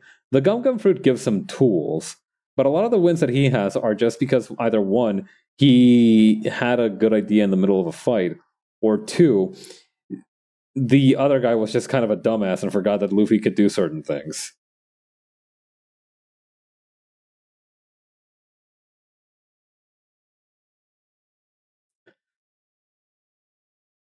Like I remember one of the fights where he was fighting a dude who could turn into sand, and because of a devil fruit power, and his solution was to literally douse himself in water just so he could punch him. And the other guy was like, "What the fuck? Nobody's ever thought of that before."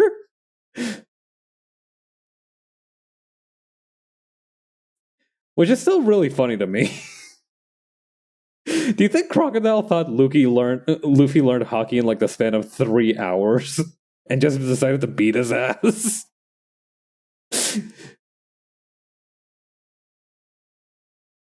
God.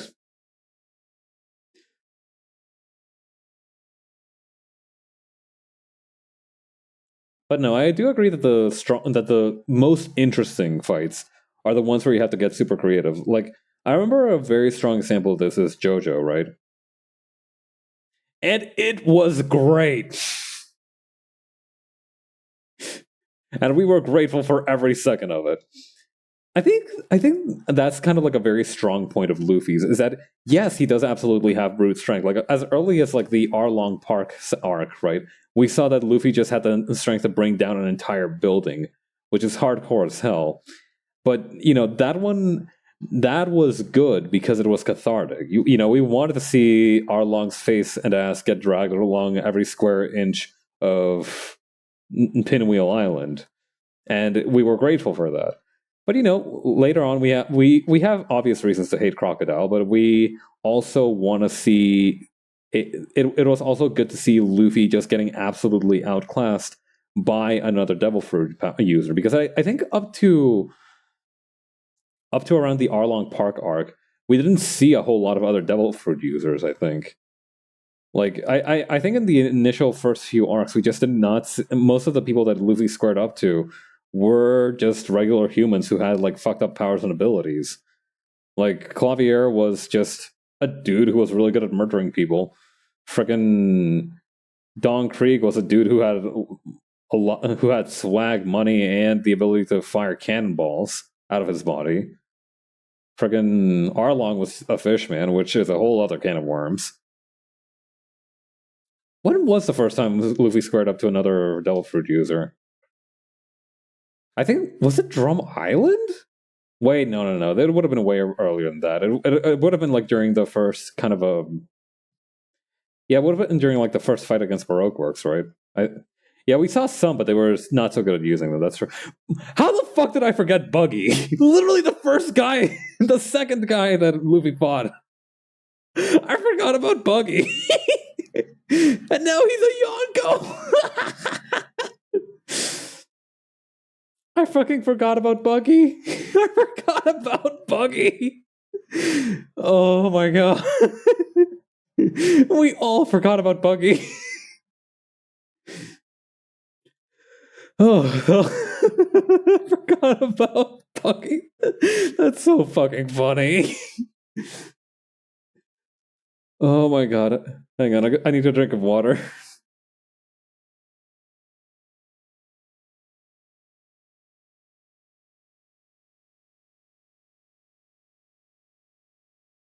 Oh my lord. I can't believe I forgot about Buggy.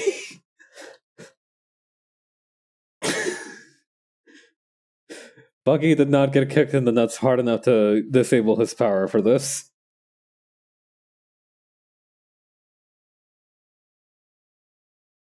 Yeah, that's true. Wapple, a lot of the Devil Fruit users just, I think, very similar to Luffy early on, right? Because, again, early on in the series, a lot of the people who fought against Luffy had never really seen a whole lot of Devil Fruit users, particularly not one with, like, Luffy's power set. So I think it almost makes sense that, like, it's not, a lot of Devil Fruit users can just kind of get carried by their abilities, and they don't really have a need to find alternative and creative uses for them until, like, somebody like Luffy comes along, completely outclasses them, and then suddenly they're up shit creek. Yeah, no, exactly. They were like either very early on in the Grand Line or not even in the Grand Line, so they didn't have they were like, it was like the equivalent of like giving a child like a very large shovel and then unleashing them on a playground full of other children who did not have shovels.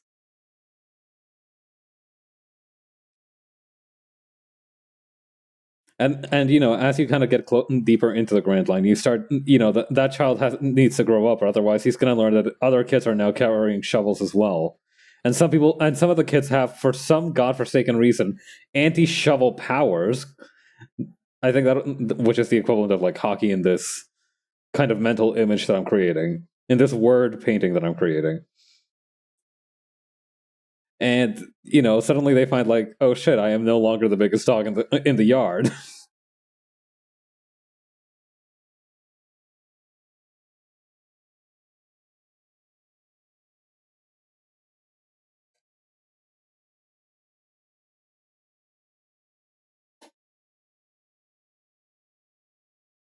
Not to mention, for a lot of them, the ability to influence people wasn't just because of their devil fruit powers. It was also because they just had that influence. Like, Crocodile was straight up a criminal, was one of the 7 warlords, and he had, like, a bunch of criminal influence.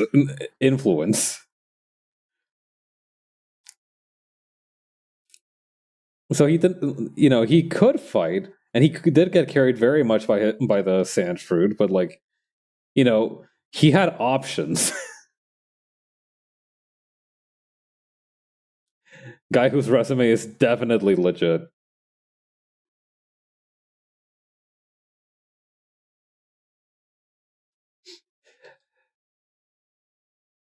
Could you theoretically put criminal, like, the ability to have influence in the criminal underworld as part of your resume? I don't know. I feel like if I was talking to like an ex-gangster and they just straight up put on their resume, I have skill dealing with underworld elements, I feel like that would be a point in their favor, right? I feel like that just means that they know how to communicate with people who are willing to break their necks. If you eat a fruit that gives you supernatural powers and no one can even handle the base power, you would not have much incentive to train. Yeah. Man, you do not want to get your crime resume and your resume mixed up. That can lead to so many awkward questions during the interview phase.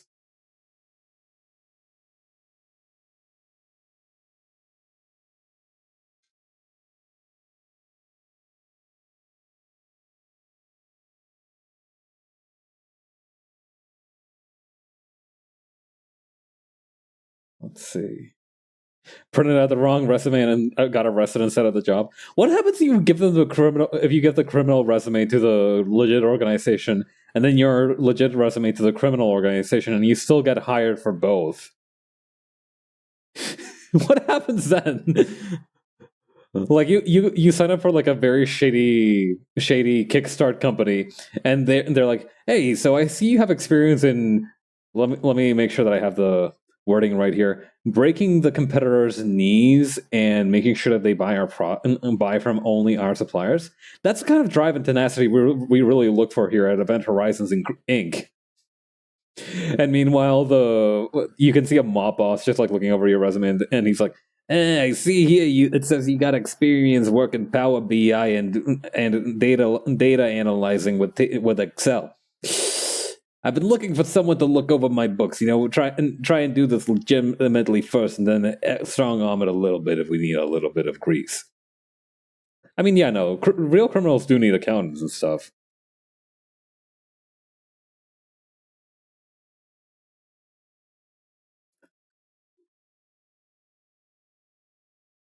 Yeah. Weirdly enough, I do feel like a criminal, like an interview with a mob boss, the thrilling and unpublished sequel to Interview with a Vampire, an interview with a mob boss would be much more straightforward and honest than an interview with some tech bro startup company CEO. If only because I feel like if you're interviewing for a mob position, you kind of know what you're getting into. True, that is why it's called organized crime.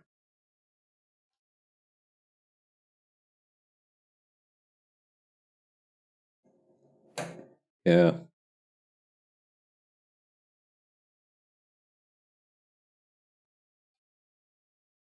Okay, no. These legs are definitely still a little too long. Or rather, they're short in the wrong place. Hang on. Let me try something real quick.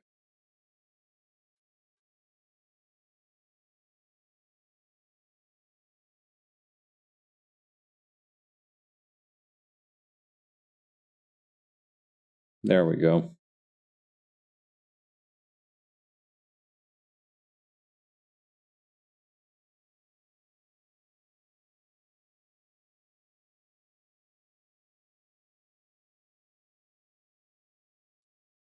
Yeah, okay, that at least looks fairly passable. Then we can probably move this guy's butt up a little bit.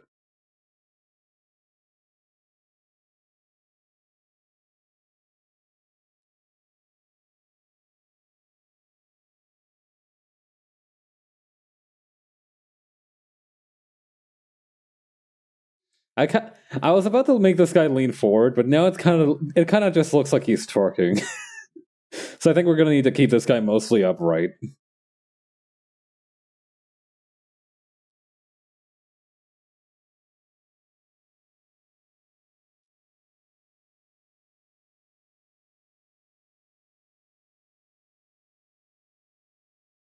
Yeah, no throwing it back on company time when you're working for the space military.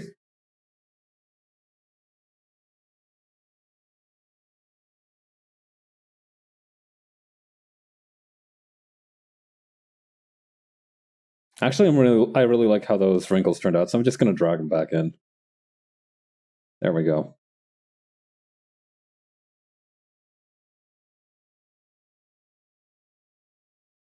If your readers can't appreciate an ass in the air, then they don't deserve to read this. You raise a valid concern. That being said, I am worried about how clear it is that he's getting headbutted.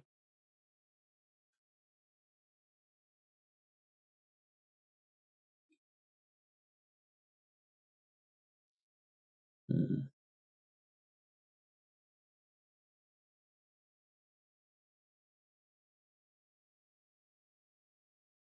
I think this leg needs to be a little higher.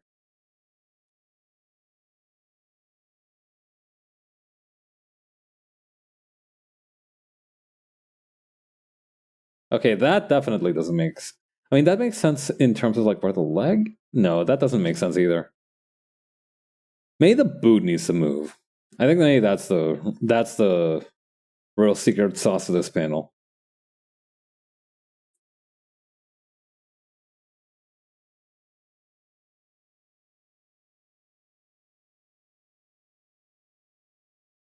What if we just moved everything forward just a little bit?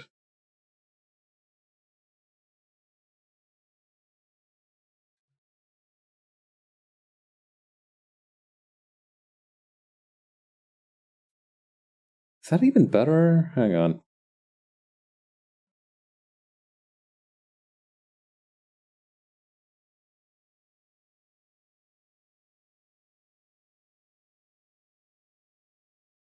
Oh, this is gonna get real messy real fast.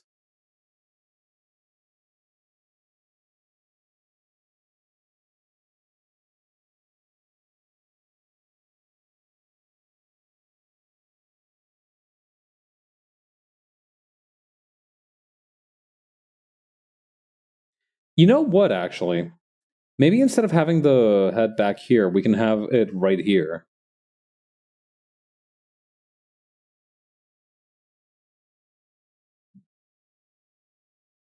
Yeah.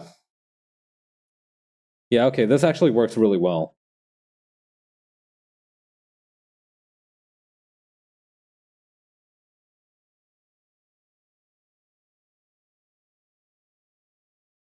Yeah, because that way we can almost show the glass splintering right here. Oh, this is break brained. I like this.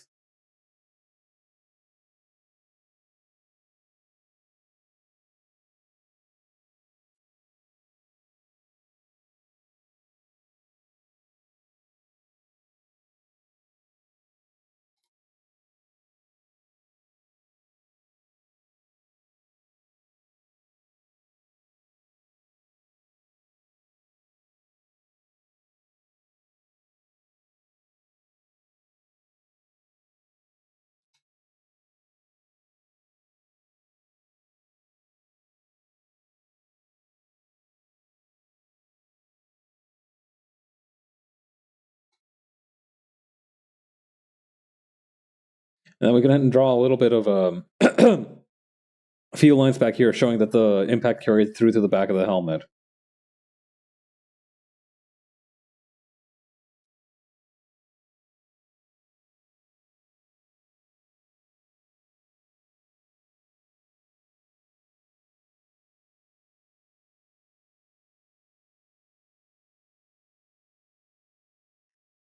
Okay.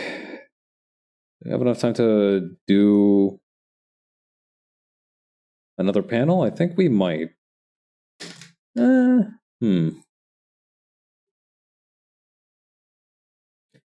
I think maybe this is where we call it for today. Let's see. Who is streaming? Oh, a friend of mine is having a collab on someone's channel, so I'm going to try and raid into them. Let me see. Let me make sure I got their usernames right.